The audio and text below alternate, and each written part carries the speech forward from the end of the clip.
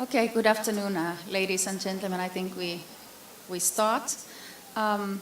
Welcome to the open forum from Unctad. My name is Mervi Kultamaa. I work as WC's coordinator in Unctad, and as you may know, it serves as the secretariat for the CSTD, that is the Commission on Science and Technology for Development, which is based in Geneva. And I am in charge of CSTD Secretariat's activities in relation to WCs. So the objective of this forum is to discuss the main messages of the 10-year review of WCs, which the CSTD conducted this year, and perhaps also link it to the ongoing preparations for the overall review, which will take place in the General Assembly in mid-December. We will make a summary of this session, gathering the main points of discussion, and I hope that that will support the preparations for the overall review. We are going to circulate a list of where I would ask you to just sign your name, affiliation, and email. It will be circulating here in the room.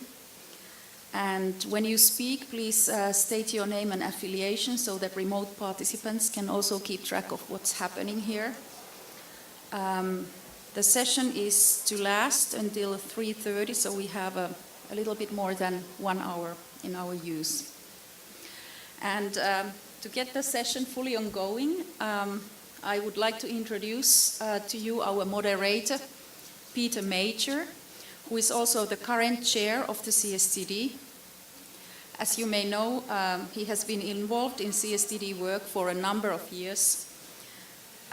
He has, among others, chaired the CSTD working groups on the improvements to the IGF as well as on enhanced cooperation, and he has facilitated negotiations on the draft resolutions on WCs a number of times. He's also actively involved in the IGF work. With this, I would like to hand it over to you, Peter. We are honored to have you moderate this session. Thank you, Mervi. I especially want to point out that I was chairing the drafting exercise of the CSTD, and when I started, my hair wasn't that great. So it was a real challenge. Good afternoon. So I'm really pleased to moderate this session on the 10-year review of the WCs, which the CSTD conducted in form of substantive discussions during its last meeting. That was the 18th session last May. We had a ministerial roundtable and a one-day discussion, which was a kind of open dialogue with the keynote addresses from the two presidents of the two phases of the WCs. The discussion was based on a 10-year review report. Can I have that? This is the report, and I'm told that we have extra copies somewhere in Rio, which got stuck at the airport. So I know that I know your dedication, and I know that from now you are going to Rio to fetch one of the copies. But I think we have it in downloadable format as well. And in the leaflets you have been given, you can find the URL to download the copy. Some of you may like to have it in paper form anyway. So this report presents a detailed information on the implementation of the WCs vision, targets and action lines, commitments concerning financial mechanisms, internet governance, and multi-stakeholder implementation. It is based on a variety of inputs, including written and face-to-face consultations with all stakeholders. The Commission was also informed by written inputs to an online consultation where stakeholders were invited to share their experiences and views on progress made in the implementation of the WCs outcomes. At the recommendation of the Commission, the Economic and Social Council decided last July in its resolution on the implementation and follow-up to the WSIS outcomes to transmit both the summary of the substantive discussion and the 10-year review report to the preparatory process for the high-level meeting of the General Assembly as inputs to its deliberations. In this open forum, we will discuss the key messages from the CSTD 10-year review and what, in your opinion, from the CSTD work should be fed into the outcome of the overall review. We have an excellent panel, and I will introduce them as they will take the floor. So first I would like to introduce Ambassador Jānis Mažeiks from Latvia, who is the co-facilitator of the preparations. Unfortunately, the other co-facilitator, Ambassador Lana Nusaibach from the United Arab Emirates, had already had to leave Jean Pessoa, but I'm sure that Jānis can tell us a lot about the preparatory process. So without further ado, I would like to give the floor to Ambassador Mažeiks. Thank you, Mervis. Thank you, Peter, for these kind of words of introduction. Ladies and gentlemen, dear participants, I would like to start by thanking the organizers of this event for the invitation to speak at the open forum on the CSTD review of WSIS plus 10-year implementation. It is my first IGF and I appreciate the chance to participate. The ideas being debated and refined here are precisely the type of inputs that we are looking for and what we all stakeholders need to take back to New York, especially now as we enter the critical stages of negotiation of the WSIS review. So, as Peter already mentioned, I am primarily here in my capacity as a co-facilitator appointed by the President of the UN General Assembly to lead the intergovernmental negotiations for the overall review of the WSIS implementation, which also takes into account contributions of all stakeholders to the process. The review process provides a timely opportunity to look back over the past 10 years of the WSIS process, evaluate progress made and the challenges that remain, and identify priorities for the future. I must also say that I am not a complete stranger to the CSTD work because only a few years ago I was our representative to UN in Geneva, and as such I participated in the work of the CSTD, and I was glad to come back to CSTD this spring. But now returning to the WSIS review process currently taking place in New York, I would like to give you a brief insight into working methods and wider context that accompanies the overall review. So first on the working methods. We are engaged in, first of all, face-to-face meetings since the 1st of June when we were appointed. We have had 2 rounds of informal meetings of the General Assembly plenary and 2 rounds of informal consultations with stakeholders organized by the President of the General Assembly. And in addition to that, we have put our best effort to accommodate every request for bilateral meetings in order to hear all interested parties. Also, we rely on the written inputs by the stakeholders. After each face-to-face meeting, we have received a considerable amount of written contributions that allowed us to prepare an initial non-paper and later on to move to zero draft and draft outcome documents that has been circulated quite recently. With respect to the context, in order to understand the overall WSIS review process, one must consider 2 themes that are most visible and that have gained much prominence in our discussions.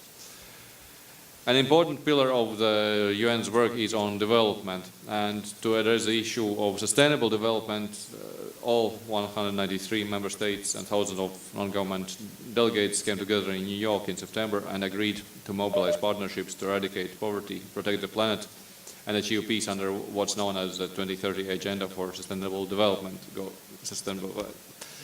So the Sustainable Development Goals demonstrate a considerable shift in the approach of the international community as they apply to every country of the world. recognizing that we can all benefit from a global commitment to social, environmental and economic betterment. And in the context of this debate, we no longer talk about whether ICTs should be part of the development, but rather how they should be leveraged to their maximum potential. Harnessing the potential of ICTs for social and economic progress therefore lies at the core of the WISES and is inseparable from the talks on the future of the WISES process. Second big theme that I would like to highlight is internet governance, perhaps the most hotly debated topic in the WISES review at the UN. There are groups of countries that see reform of internet governance as being central to harnessing ICT for development, and groups of countries that adamantly disagree on this. So our task collectively will be to come to a common understanding, and I have been glad to see that there is consensus emerging on the issue because everybody has been appreciative of the very important work that the IGF has been doing for the past 10 years. The use of ICT for illicit purposes has exacerbated the tensions, mixing concerns about security and human rights into governance. And some countries have argued that due to growing security concerns, government regulation of ICT use is in the interest of development. But on the other hand, many others see such intervention as a slippery slope to strangling the creative spirit that has made the internet so successful in the first place. So as you see, there are many divergent views on who should have decision-making on governance issues and what the impacts on development would be. This is all a matter of further discussion that we will have in the coming days, because the next intergovernmental negotiations will take place next week. However, I would also emphasize that one of the strongest points of consensus in the WISES review at the UN has been that the governments and non-governmental stakeholders should always both have a place at the table.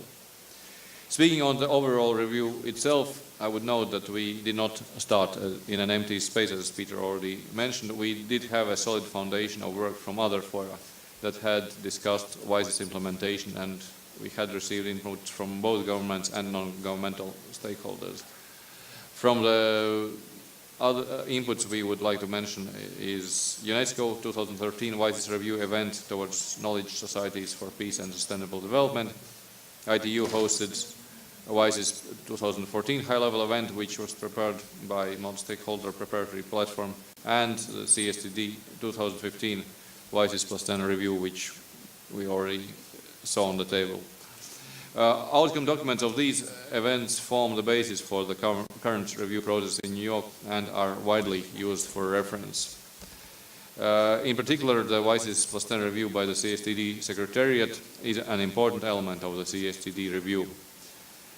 I will stop here and I will follow with utmost intention today's discussion on the key messages from the CSTD 10-year review, with intention of bringing them back to New York. Thank you.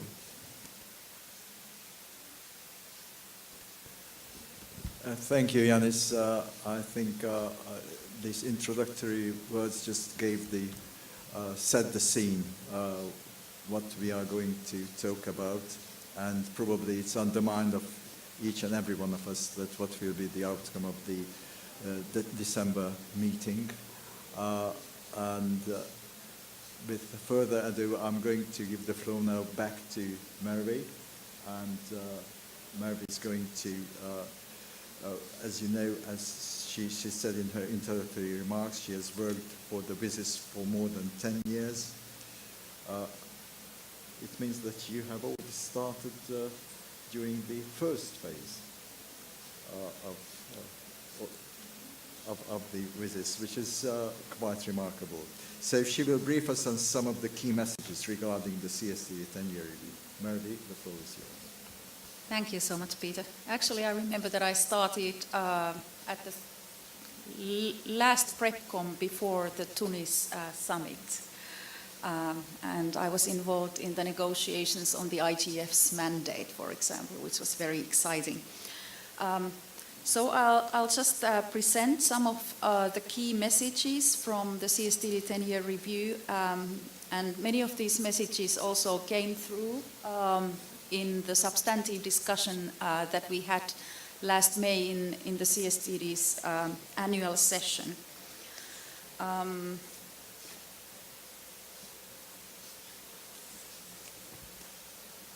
Okay, there is a technical fault. Maybe I cannot see the slides on the screen in front of me. Is there anyone who could know how to fix that? I can also turn my head, but would be helpful. Well, anyway, I will first say a couple of words on the changes of ICT technology and services and their impact on development. And then I will explain some of the key messages of the review report addressing the main outcomes of WSIS, namely the overall vision, the 10 targets and the 11 action lines, the financial mechanisms, the internet governance, and the multi-stakeholder cooperation. I'll just try to go through them briefly with some key messages. But first on the developments, well, our review really placed itself in the observation that the world has changed considerably since WSIS in terms of ICT technology and services. The capabilities of networks and devices are today some 30 times of what they were at the time of WSIS, and they are doubling every 2 years or so, which is really remarkable development. And when we think about innovations and current trends today, such as mobile internet, user-generated content, social media, cloud computing, datafication, big data, Internet of Things, or smart systems, whatever, any of these were not actually mentioned in the WSIS texts. As far as I counted, even broadband is referred to in WSIS outcomes only 3 times. So with these developments, the potential that the ICTs have to contribute to the economic and social development has increased enormously. However, the ability to make use of these changes for development varies largely and of course depends on a number of factors, such as whether there is an enabling environment that supports it, whether there are sufficient capabilities within the society to address different risks and challenges, such as those concerned with cybersecurity and so on. And cybersecurity seems to be quite a strong point also in the preparations for the overall review.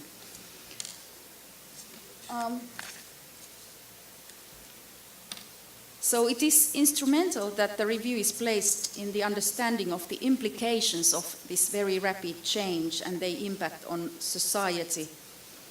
And it is important that goals and strategies need to be adjusted to take advantage of today's technologies. And they also need to be adaptable to meet changing circumstances, both opportunities and threats. This places a considerable challenge to targets which are stable and action lines that have been defined more than 10 years ago in the first phase of WSIS. Of course, it is also clear that one size does not fit all. Countries have adopted different methods for implementation and different approaches. There has been increased discussion about how local level could better contribute to the achievement of these goals and how these regional and local efforts could be reflected in the review. And the challenge is also how to link WSIS to the broader development goals, such as the 2030 Agenda for Sustainable Development and SDGs, which the ambassador also mentioned, so that these two processes could be coherent and mutually enforcing. So there is, on one hand, the high policy level, where the link needs to be explicit in the overall review, for example. But also there is the level of implementation, which needs to be guided through mainstreaming of ICTs into national and local development policies and strategies. And that really remains to be seen. But I think what's instrumental is that we get a strong guidance in the review outcome as well.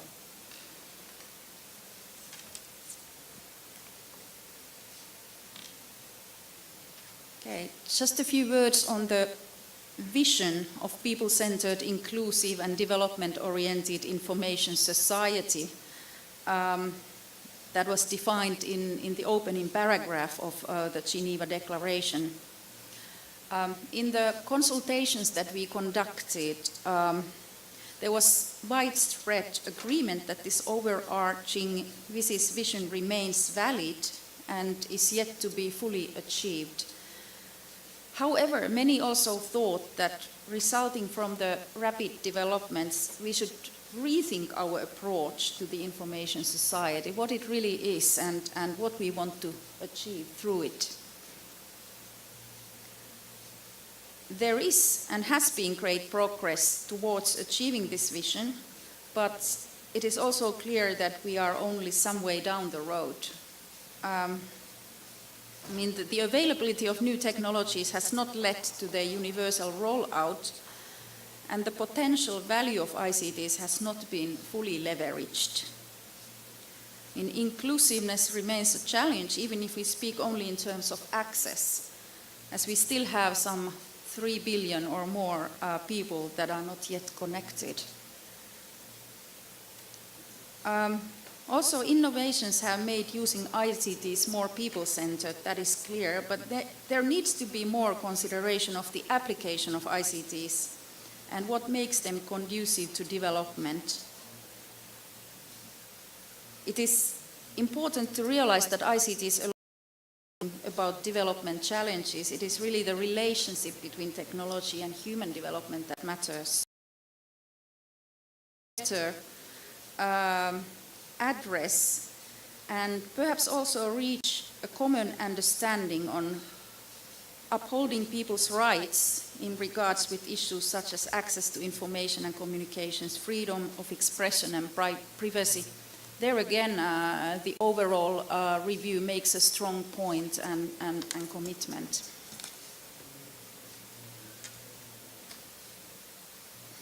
Okay, now we are on the 10 WCIS targets.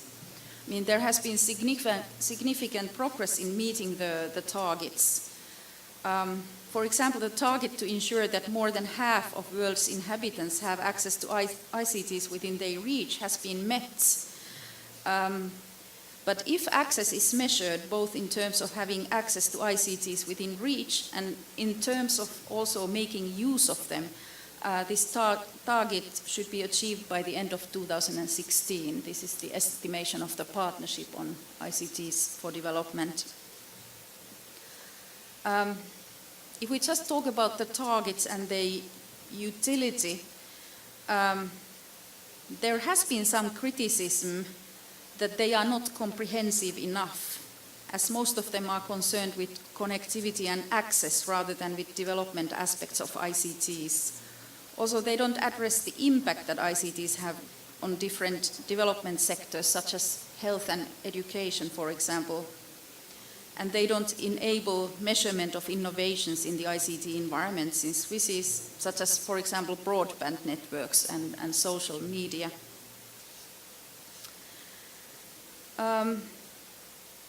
In the final WCIS targets review, the Partnership on Measuring ICT for Development suggested a number of improvements to make the targets more effective and comprehensible.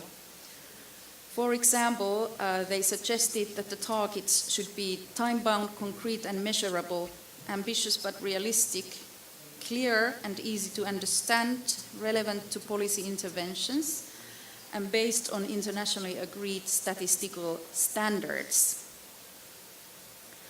The Partnership also emphasized that future measurement needs to be more systematic and scientific and be accompanied with indicators. I don't think that the overall review reflects all this. I mean, this is a wealth of information on the targets. I don't know how detailed it can be, but perhaps there are a few lessons that could be shared of that.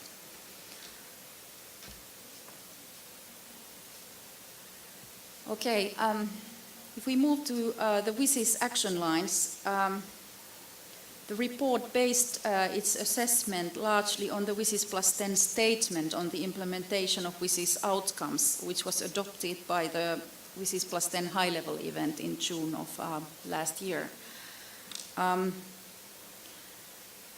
If we talk about the utility of the action line framework itself, there is an overall conclusion that action lines have helped in building understanding and have catalyzed strategies and even tangible action in a number of areas. However, there is also a number of weak points that could be addressed. Some contributors to our review noted that action lines cover only a small proportion of activities undertaken by stakeholders, and they have perhaps not been as central to the development which have occurred in ICTs and ICT4D as one could have hoped for. So the challenges remain in how to achieve a more substantial role for the action lines and improve their inclusiveness in spite of limited resources, how to integrate issues across boundaries, and how to cover sufficiently current developments and challenges. I mean, the action line mandates could be further developed so that they reflect the changes that have been taking place since WSIS, and more attention could be put perhaps into education and capacity building.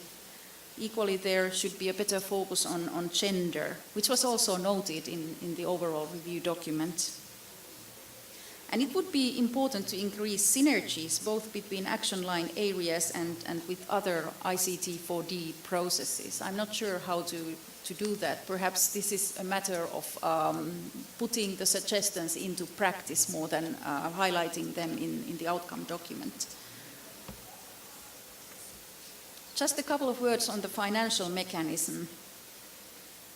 The Tunis agenda recommended a number of improvements and innovations to ensure that financial resources for ICTs and ICT4D become what they say adequate, more predictable, preferably untied, and sustainable. And as it was the case at the time of the summit, investment and innovation in the information society has been led by the private sector. It fell during the economic downturn, but has recovered again towards the end of the decade. And international financial institutions, such as, for example, World Bank Group, have also played a role in infrastructure and in developing regulatory frameworks. However, we concluded that renewed attention should be paid to financial mechanisms for the information society, including financing the new aspects of infrastructure such as data centers and responding to the requirements arising from growing volumes of data traffic. And we have to bear in mind that investment in content, applications and capacity building is as important as investment in infrastructure.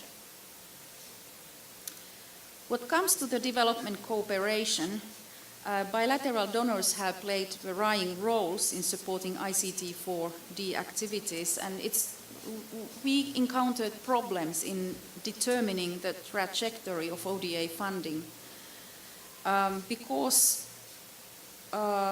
of the increasing extent to which ICTs are mainstreamed in all development activity to start with. And also because the ODA flows related to the information society are not really being effectively counted. What we know is that they have been more concerned with applications than with infrastructure. But we recommended a comprehensive study of ODA flows that could be useful in the future. There is also a need to consider innovative approaches to financing and to improve international cooperation. There was a lot of talk about the Digital Solidarity Fund, which didn't really fulfill its promise, but perhaps other innovative approaches might do so in the future if there was a consensus around them. And also enhanced experience concerning, for example, enabling frameworks for innovation and investment and capacity building could support. Okay. Let's just turn to internet governance, which I'm sure is of primary importance to many of us here. And also the Geneva Declaration said that it should constitute a core issue of the information society agenda. The importance of internet itself has increased attention to internet governance, and there has been a number of developments that have taken place since WSIS concerning the technical functions of internet. ICANN, internet domains and multilingualism, the adoption of soft legislation at international level, Net Mundial being one example, and so on. And when one comes to think about it, it is really amazing that we have only a working definition of internet governance, the one that was adopted by WGIG between the two phases of the summit. There is clearly a growing need to better understand what internet governance is and what it includes and should include. For that objective, there have been different mapping exercises, the one that the CSTD Working Group on Enhanced Cooperation conducted being one example. Tunis agenda also stated that internet governance encompasses both technical and public policy issues. Nowadays, it has been understood that most of the topics have both technical and public policy dimensions, and it is often difficult to separate the two. The Tunis agenda also affirmed that internet governance should involve all stakeholders. As we have witnessed, even here in the IGF, the roles and responsibilities of different stakeholders continue to be at the heart of internet governance discussion. For example, whether they are in principle stagnant, as the Tunis agenda seemed to suggest, or whether they vary in different contexts, whether multilateral or multi-stakeholder is a preferred model, and so on.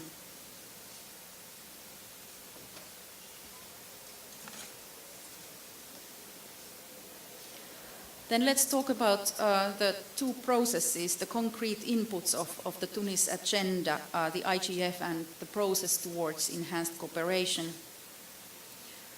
I'm a little bit careful of talking about IGF. Many of you know it better than I do.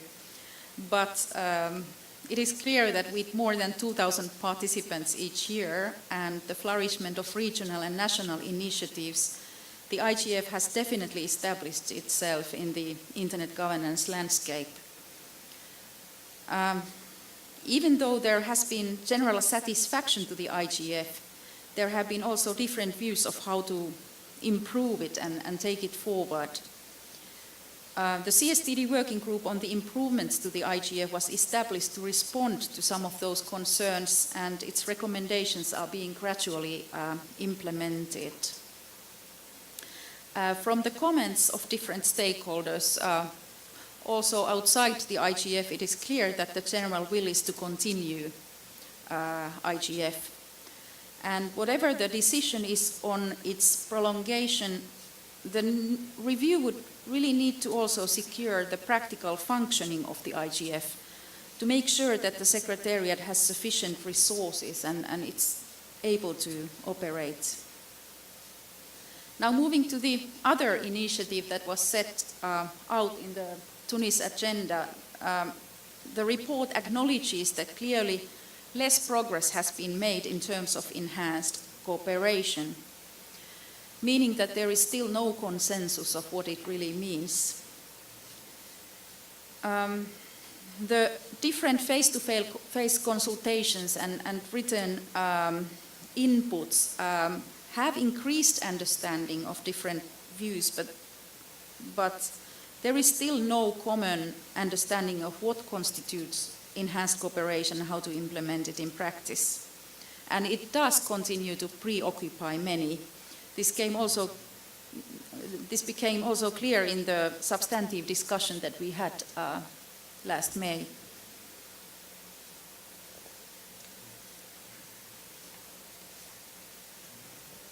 We offer no solution to the dilemma on enhanced cooperation, but still renewed effort should be made to resolve the differences and to achieve consensus on the future of Internet, and to find solutions that enable all stakeholders to play their roles and to be involved in Internet's development and in addressing the challenges related to it.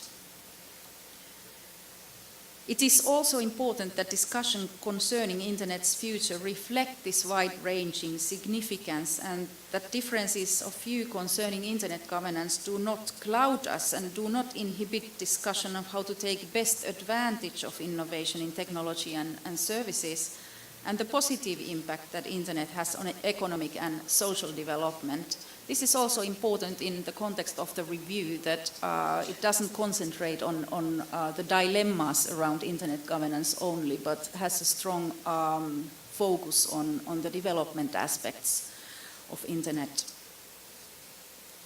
Whatever the measures to implement the outcomes are, it would be important to ensure that Internet remains a universal resource and that it becomes available for all.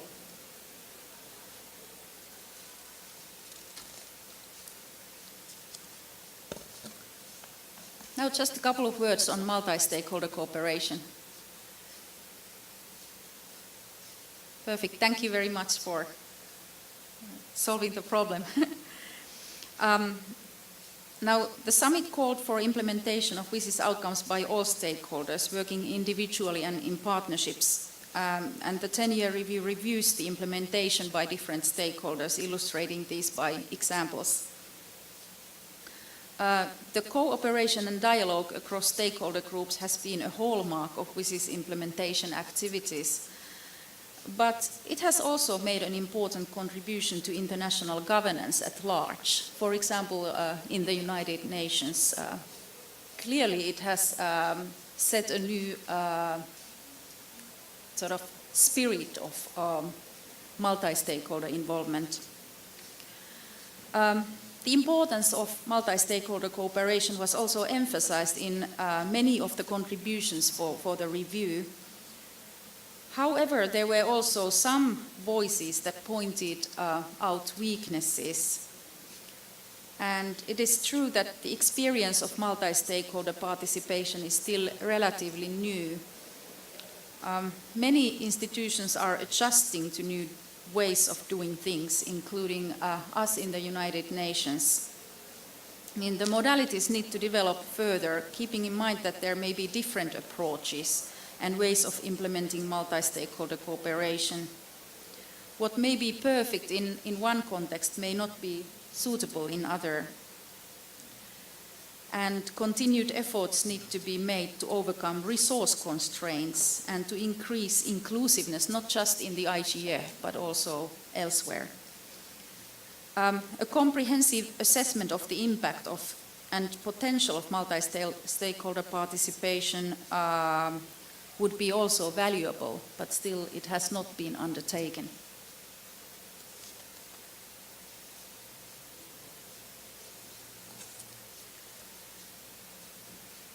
Now, a few words to conclude.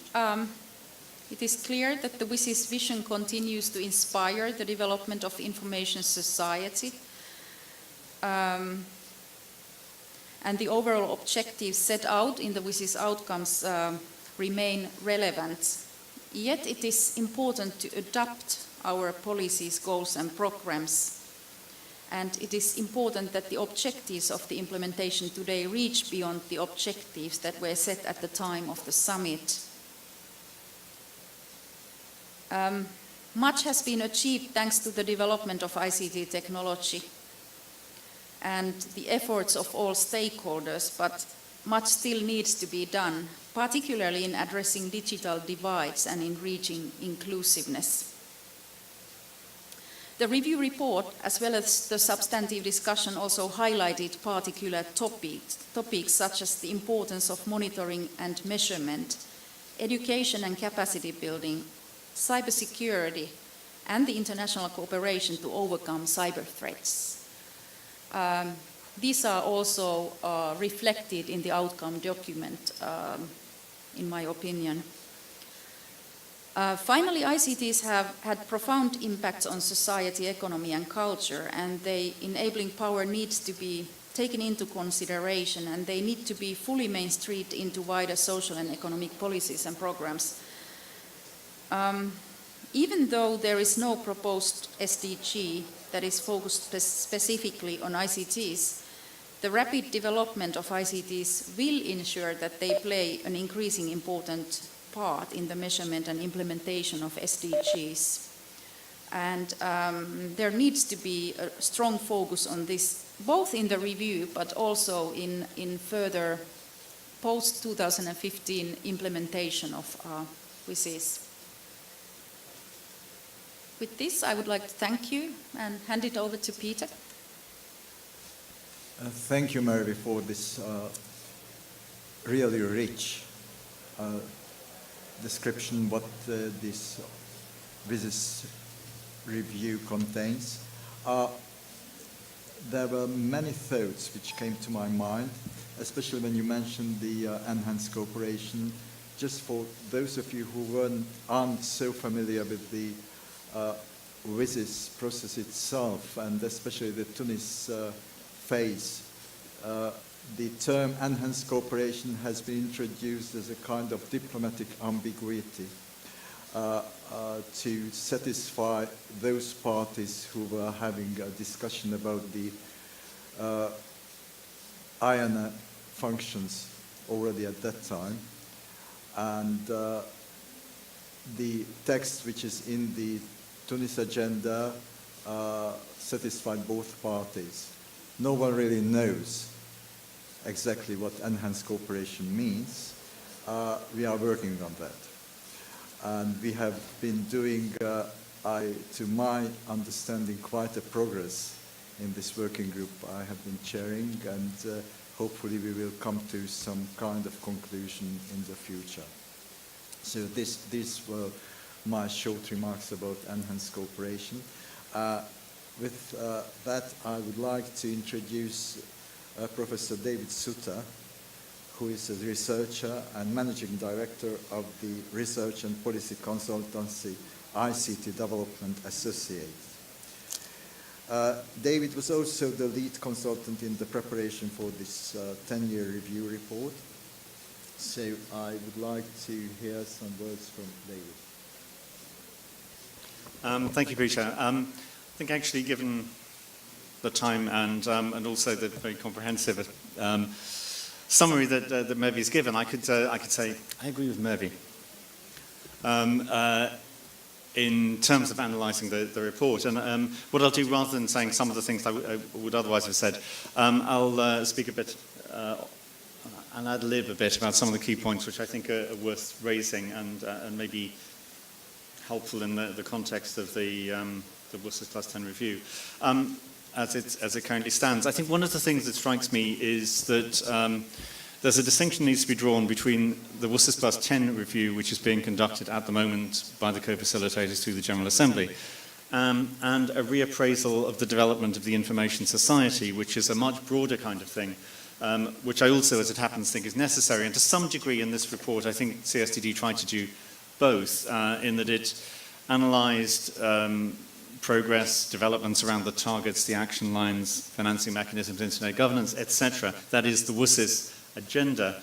But it also looked at the changes which have taken place in the information society over the past 10 years. And the reason why I think that the distinction is important is because it identifies the parameters around the General Assembly process, which I suspect are not necessarily appreciated by everybody at the IGF. That essentially this is the General Assembly process is a review of WUS's outcomes, and therefore it's bound to that specific mandate of what was said in the WUS's outcome documents and the modalities resolutions reference to assessing that, looking for gaps and challenges and drawing conclusions from that. Secondly, it's being undertaken to a very tight timetable, and therefore, as the co-facilitators have made clear, it's not possible to resolve all of the difficult issues that arise, and it's not possible to go into the level of detail that, for example, we were able to in this report. And thirdly, a General Assembly process is an intergovernmental negotiation. It requires, the outcome document requires geopolitical consent. And that also limits what can be said within that final document. So that's very different from what one might say if one were to say, let's review the information society's development over the past 10 years. In terms of the WUS's outcomes, as Mevi said, there are 6 outcomes: the vision, the targets, the action lines, financing mechanisms, internet governance, multi-stakeholder implementation approaches. 5 of those are really quite closely tied to things that were decided in 2003 and 2005. And the one exception, I think, is the vision, people-centered, inclusive and development-oriented information society. That's a vision that is applicable really to any kind of context that you might have in terms of technology and markets. But the context for the other 5 is really very dramatically different today from what it was in 2003, 2005. So targets set in 2003, action lines agreed in 2005. As Mevi said, 30 times the capabilities of ICTs now are 30 times greater than they were. 3 times as many people now make use of the internet. The majority of uses of the internet by the majority of people are things that were not invented at the time of WUS's. Social networking, cloud computing, and so forth. But it's also important to recognize that that's an ongoing process. And that 30 times capabilities being 30 times greater than in 2005 today will turn into capabilities being 1,000 times greater in 2025. Over a 20-year period, Moore's law doubling every 2 years, you get that kind of scale of growth. So if we're talking here about a document that's going to help us look forward over the next 10 years as well, I think it needs to have that kind of context in mind. We'll be very, very distant from the issues, targets, and so on that seemed relevant in 2005 in 2025. As distant, say, as space travel from the earliest aeroplanes. So I think the six outcomes are important, but there's a challenge for the co-facilitators on the General Assembly process here, because the targets were out of date by 2010. The Partnership on Measuring ICT for Development updated them in 2010 to include broadband. They aren't necessarily the targets that we would measure today. What we need is adaptive targets which can move forward over time so that they're continually measuring something that's relevant to the current state of things. The action lines too. The action lines were the things that seemed important in 2003, 2005. We would choose other action lines if we were starting today. That's not to say that we should revise the action lines to make them something else, because that is a complication we don't have the space to do. But in practical terms, the issues that are of primary importance today are quite different from then. Financing mechanisms, well, we've recently had the Addis Agenda on financing for development, and that surely sets the framework for any discussion of financing mechanisms now. It would be odd for a new General Assembly process to agree something that was not consistent with those, so that clearly has to set the frame of reference for that. I see that as a big challenge. So and it's a challenge that's common to all review processes. It's one I think the 2012 Earth Summit also faced. You're essentially looking today about what you want to do for the future in a very fast-moving context on the basis of things that were agreed 10 years ago. And ultimately what needs to come out of that is something that does genuinely review progress on what was agreed 10 years ago, but in the context of the current situation, and also is going to look sensible, sustainable, substantive, over the period of 10 years from now, during which it is going to be read and looked at and quoted. So I'll end with 4 things that I think it needs to kind of... These are not things that I think the General Assembly process can deal with, but they're things that I think in 10 years' time it needs to look sensible about. So the first is the pace of change. I mentioned Moore's Law, that will be, with Moore's Law applying, assuming it does, we can assume, I think pretty much it does, 1,000-fold increase in the capabilities of ICTs between 2005 and 2025. And some of the things we'll see there are relatively known, Internet of Things, big data and so on, but there are unknown unknowns in that too, as social networking was effectively an unknown in 2005. As societies, we've very little experience of handling that pace of change, but I think it's important that the General Assembly's conclusions on the WSIS review still look sensible in the light of that very rapid pace of change that there'll be. And secondly, I think we need to recognise that we have very little real understanding of the impact of the information society. Today, we have really very inadequate quantitative and qualitative measurement approaches to it. We know that the data sets, we know that from the analysis we did in the documentation, the Partnership on Measuring ICT and the CSTD report, we know the data sets are inadequate and out of date. And the problem that arises from that is that it's very easy to make decisions on the basis of assumptions and of claims by vested interests rather than on a solid evidence base. So I think it will be valuable to recognise, looking forward, the need for a much stronger information and evidence base about what's really happening, for that to be done on a continual basis, for it to be done with analytical rigour. The third area is the other major thing that has come out this year in terms of the UN system, which is the Sustainable Development Goals. And I share very strongly the disappointment many people had with the Earth Summit outcome document and the SDGs, in that the limited attention which they paid to the ICT sector. And this is not because I wanted to shout about how important the ICT sector was. It's because I think that ICTs have already changed the underlying parameters of economies, societies and cultures, and that in the next 10 years they will change them dramatically more and dramatically more rapidly. So I think that looking forward over this 10-year period, it's important that the outcome document looks still relevant in the light of very major changes that will happen to economies, societies and cultures, and I think therefore pays strong attention to the SDGs and to integrating the WSIS and SDG agendas.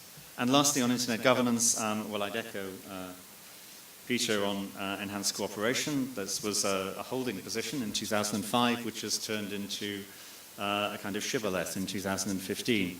And I see a certain problem in that, which is not something that can be addressed in the General Assembly process, but which I think the IGF process needs to address. Most of what is being discussed in this meeting is not to do with the future of the IGF or enhanced cooperation. It's to do with other things which are about the future of the internet, that we're moving towards, for example, a concentration of data and applications in the cloud rather than the kind of decentralized model that we used to have. That we have a predominant data for access model today, which raises real questions of market concentration and data exploitation. We're on the verge of the Internet of Things and algorithmic decision making, and these are big new challenges. Now, it's not possible at all, I think, for the General Assembly process, which is reviewing WSIS outcomes, to address these major challenges, but it is necessary, I think, for the community of people here and for the IGF to be addressing them over the next 2 or 3 years. And again, I think in terms of the longevity of the General Assembly outcome document, in 10 years' time, it needs to look as if it was conscious of these major changes that are taking place in the nature of the technology and the governance challenges that arise from that. So it was a bit ad-lib, and I hope it was reasonably coherent. So thanks anyway. Thank you, David. It was very refreshing to listen to your ideas, and to me, there were 2 major messages. One is that we have to change our mindset And the other message is an implicit one that eventually we have to change the institutional organizations. Anyway, thank you. It's as I told you, there are many points which I echo what you said. Finally, I would like to give the floor to Valeria Betancourt from the Association for Progressive Communication, APC, which is a long-term partner and supporter of the CSTD work. I think, according to my notes, it would have been more appropriate hearing João Pessoa than to have its coordinator for Latin America ICT program with us to share views on the interlinkages between CSTD work and the overall review. So warm welcome to you, and the floor is yours, Valeria. Thank you so much, Peter. Maybe just a correction on my role. I'm managing the policy program at the APC at the moment, but obviously my heart and my huge interest is also in my region, Latin America. And thank you so much for the opportunity to share our views and be part of this discussion. APC is an organization and a network, but it has to do with the internet, but not for internet's sake. In that sense, as a network with members both in the global north and the global south, we really value the fact that the CSTD report and work concerning WISES and its review have been developed with input of the various stakeholders, particularly civil society organizations. We do think that the CSTD 10-year report on WISES is a very substantial document which contains the essence of the key messages for the General Assembly's overall review of the WISES outcomes. Because it draws on many sources and importantly on public submissions from stakeholders around the world, it offers, in our view, a balanced perspective of different interests and viewpoints on the state of the WISES implementation. We, the APC, particularly remain strongly committed to the vision of a people-centered, inclusive, and development-oriented information society. And we really feel that it should, this goal should permeate the vision and commitments to be agreed in December in New York at the UN General Assembly in the framework of the WISES review. Because this is an enduring vision and because much still is to be done to realize it, as Mervi said, it has to be at the core of the 10-year review and at the core of the developing of the vision for the future. In terms of the key messages for the General Assembly, I would like to highlight a few ones. Obviously, harnessing the potential of ICTs for development should once again be prioritized as we go forward, including obviously the post-2015 development agenda. David also has mentioned already the need to have a strong link with the Sustainable Development Agenda, and we think that is a key element of building the future for us and for our information society. Obviously, this requires more than access to technology. It requires states and other actors to invest in human development, institutional capacity, human rights, and democratic, transparent, and accountable governance. It also requires building more just societies. These are processes that go well beyond the narrow internet governance issues that have, in a way, dominated much of the post-WISES intergovernmental debate, and they should have our full attention going forward.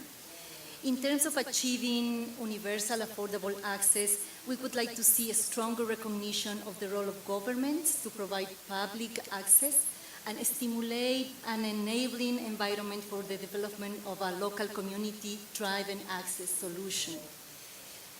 We do think that effective affordable access is not just connecting the next billion.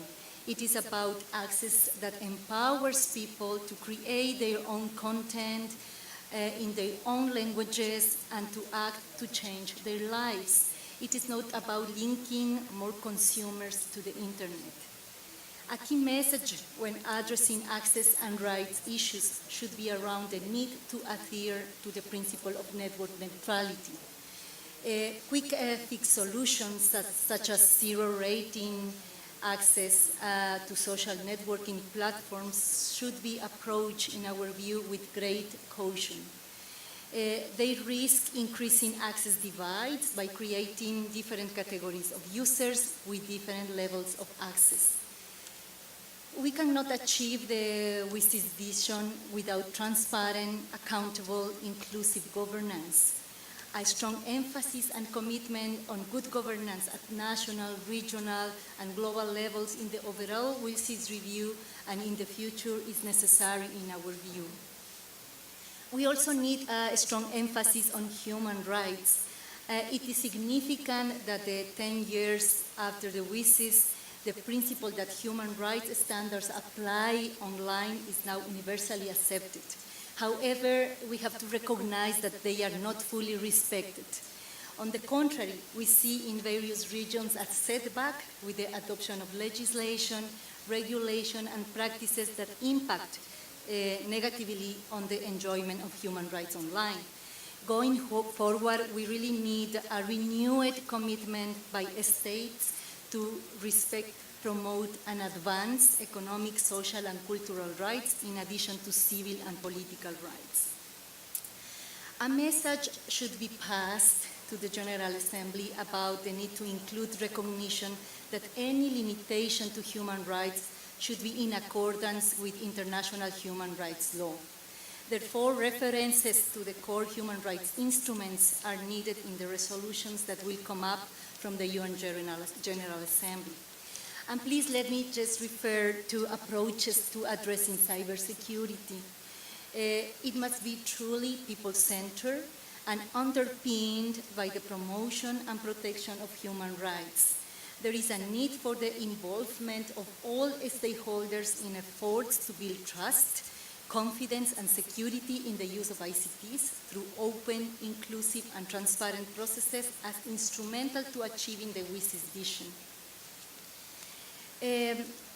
Back in 2005, WC's affirmed that women should be an integral part and key actors in the information society, participating on the basis of equality in all dimensions of society and, very importantly, in decision-making processes. For us, it is crucial to see a renewed commitment on empowerment of women, and obviously in the fact that violence against women based in technology exists, and that has to be combated and it has to end. So we need a very, very strong commitment on that. In relation to the renewal of the IGF mandate, it is very good that CSTD report recognizes the important role that the IGF plays and the contribution it has made to the evolution of internet governance. We believe that the IGF should continue and should be strengthened with contributions of all stakeholders in line with the recommendations of the CSTD Working Group on IGF improvements, and also in line with the Net Mundial statement and roadmap. Ideally, we would like to see greater participation of governments, particularly governments of developing countries, in the IGF, and in playing a more effective role. We would like to see the IGF playing a more effective role in informing other internet governance and internet policy processes. Wide support for the renewal of the IGF is needed, subject to obviously appropriate monitoring and evaluation processes to assess and improve its capacity. And finally, we cannot forget about the principle of multi-stakeholder participation that was embraced at the WC's. We need affirmation of this principle if we want it to continue evolving to be fully democratic and inclusive. And we need to embrace open, inclusive, transparent, and democratic approaches to all aspects of the information society, particularly internet governance, with meaningful participation of all stakeholders. The UN General Assembly should call for concrete measures to strengthen those approaches, including funding mechanisms.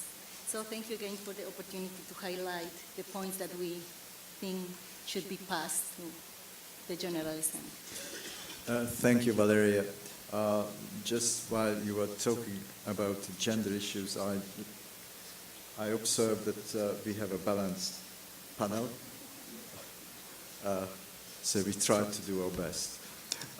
Well, thanks to all of you, David, Merve, Yanis, Valeria, for the thoughts you have conveyed to us. Now I would like to open the floor for your questions. Don't be shy. Yes, Fernando.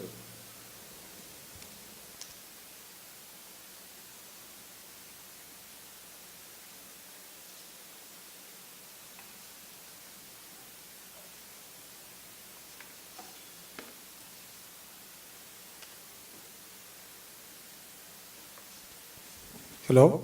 Hi. My name is Fernando Botelho. I'm responsible for F123 Consulting, an initiative to include persons with disabilities through low-cost, high-performance technologies. I was about 10 years ago or so involved in a project to develop a methodology to include exporters, service exporters with disabilities.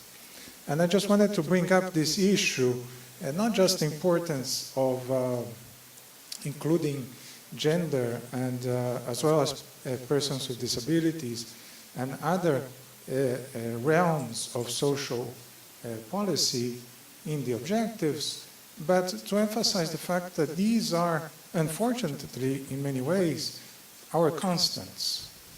Yes, the technology has changed dramatically from 10 years ago, but unfortunately, issues such as employment, education, and inclusion of these groups remains quite central.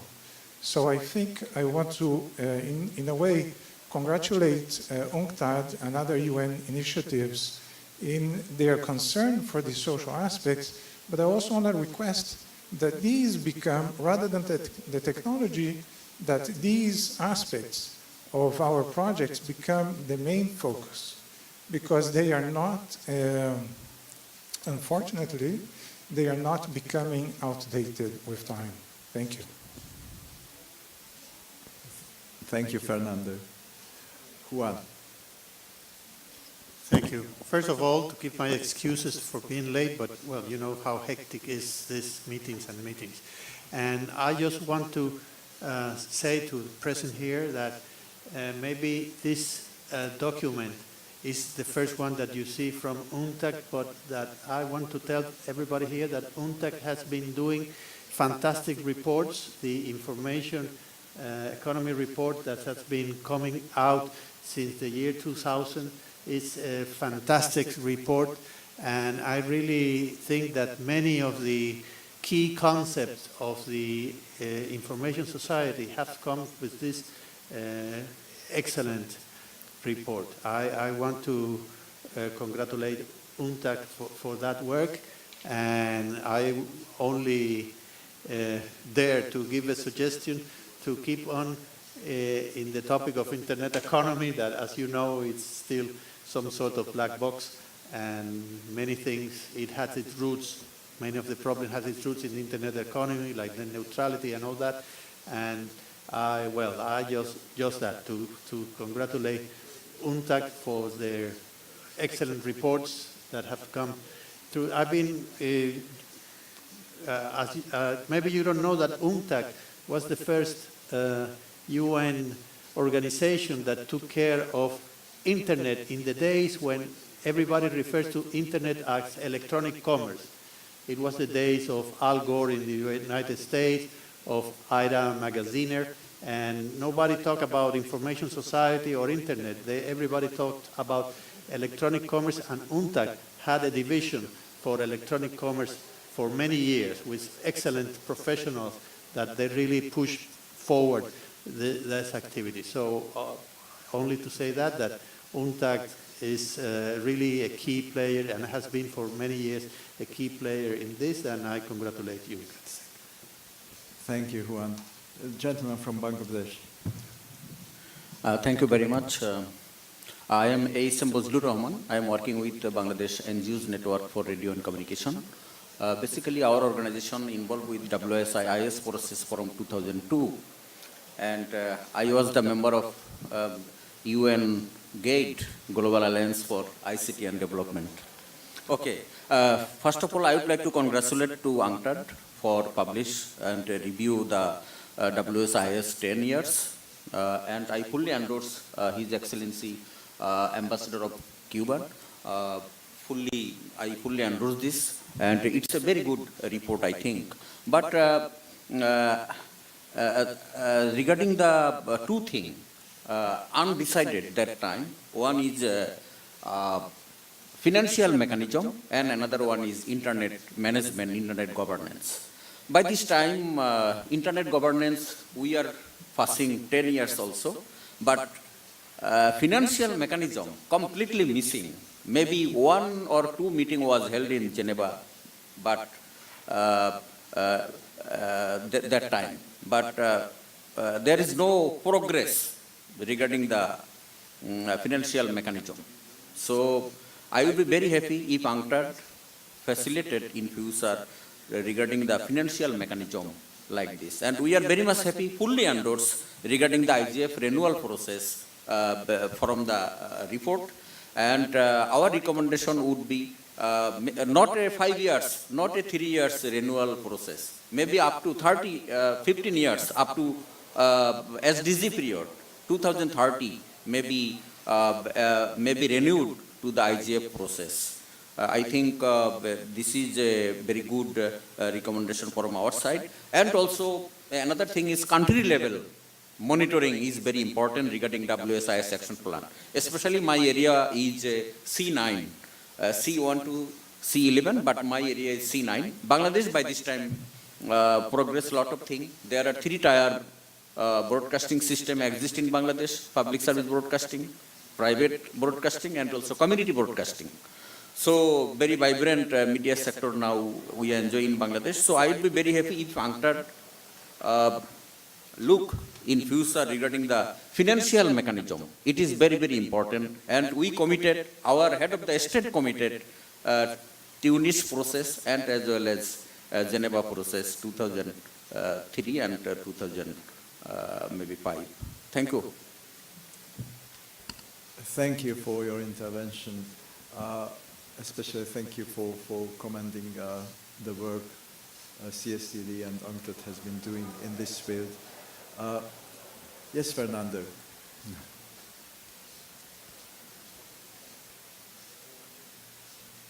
Hello.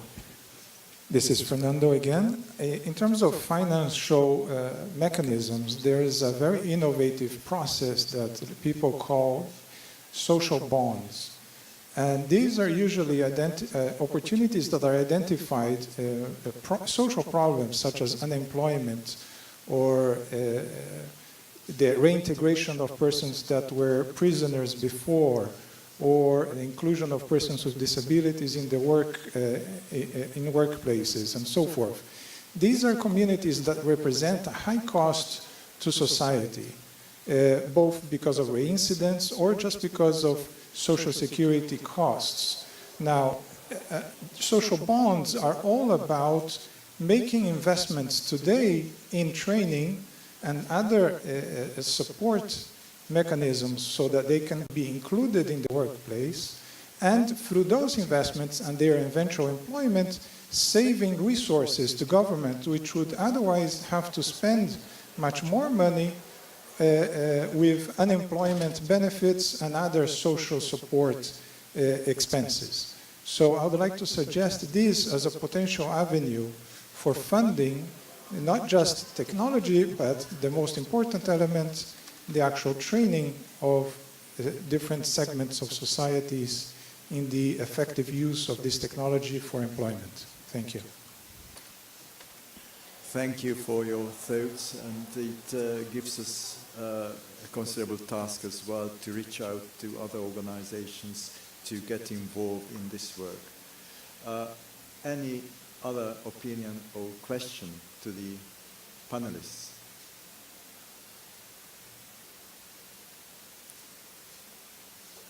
Well, in case you don't have any questions, though, I would like to conclude our session.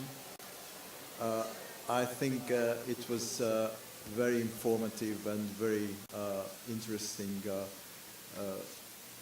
session from the just conveying some of the ideas which this very rich report contained, and probably it will also help the co-facilitators in their work, in the future work, which is not going to be very simple.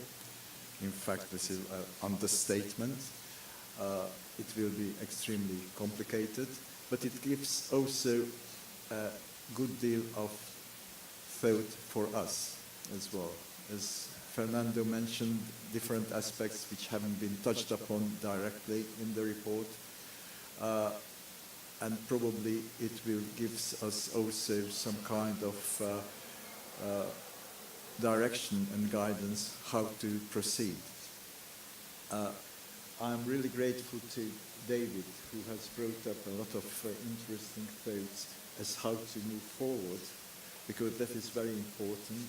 And naturally, he has also outlined that there are time constraints, there are institutional constraints, and there are a lot of limitations, but we have to live with that.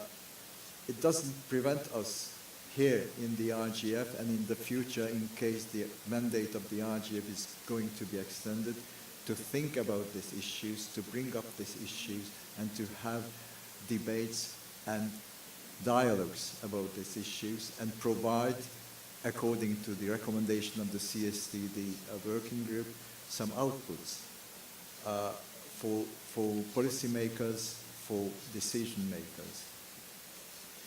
I think the review report of the CSTD is a valuable input to the whole process, and I think it is being used by decision makers and the delegates who are in the process of negotiation in New York. And as I read in the first draft of the interim phase of these negotiations, the report has been recognized quite extensively, in addition to all the other works which have been conducted by the CSTD. So I think we are looking forward to the results of the deliberations in New York with certain optimism, and I hope that we are going to have a very nice evaluation during the upcoming IGF, if I may be optimistic, in Mexico. So I really thank you for your kind attendance. I thank again for the panelists, and I would like to ask you to give a round of applause to the panelists.